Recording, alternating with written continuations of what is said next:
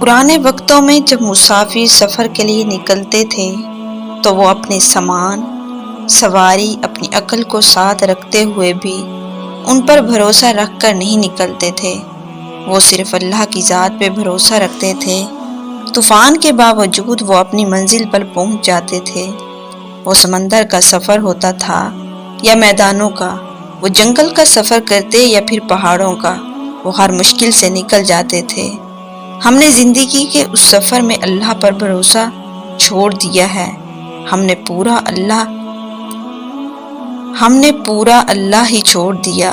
اللہ کو تھام لیں، کیسی ہی مشکل ہے، کیسی ہی صورتحال ہے، اس پر کامل بھروسہ رکھیں، وہ آپ کا بھروسہ بکھرنے نہیں دے گا۔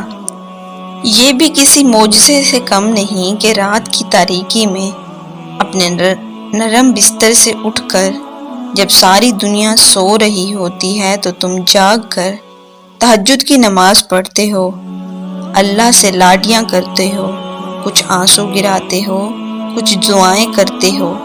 اللہ کی بندگی تاریک رات اور تاریک کمرے میں کرتے ہو تو ایسا ہو سکتا ہے کہ اللہ تمہاری دعا کو ردار دینا اللہ کی ذات کا حصہ نہیں، اور دعائیں نہ عرش سے واپس موڑی جاتی ہیں اور نہ رد کی جاتی ہیں۔ ہاں، کبھی کبھار ہمیں یوں لگتا ہے جیسے ہماری دعائیں قبول نہیں ہو رہی، جیسے اللہ ہمیں سن نہیں رہا، مگر ایسا ہونا نہیں ہے۔ اللہ ہر التجا کو سنتا ہے جو منہ سے کہہ دی جائے اور جو ہم چاہ کر بھی کبھی کہہ نہیں پاتے۔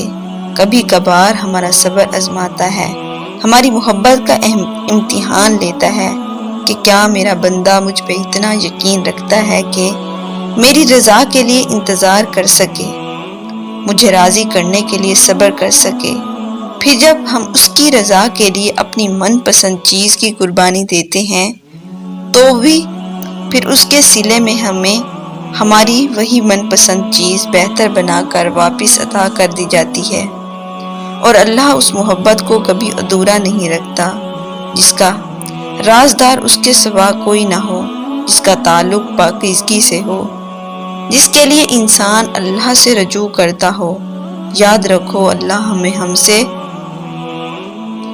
جب کبھی ہمت ہارنے لگے تو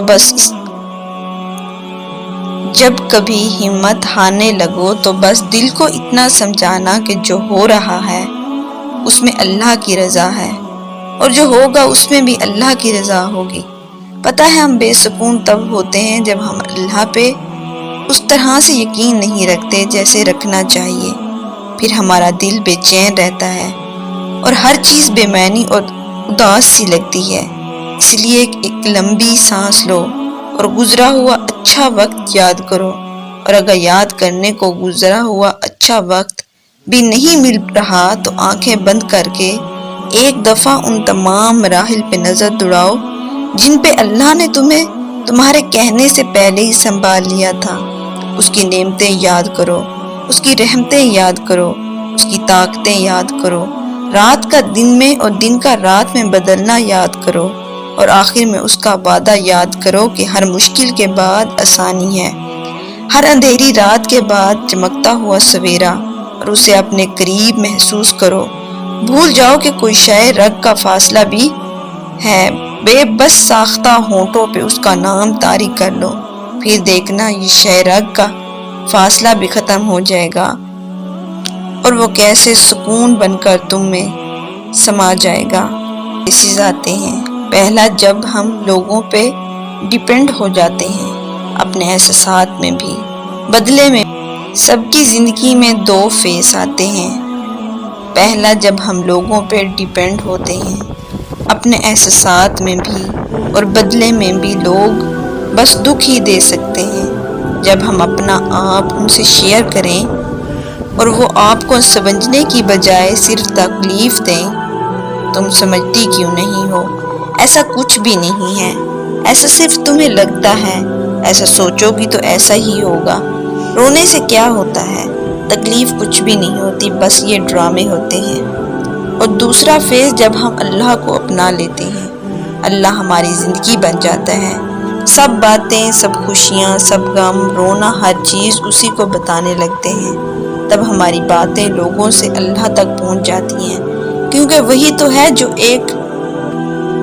جو سنتا ہے خاموشی سے۔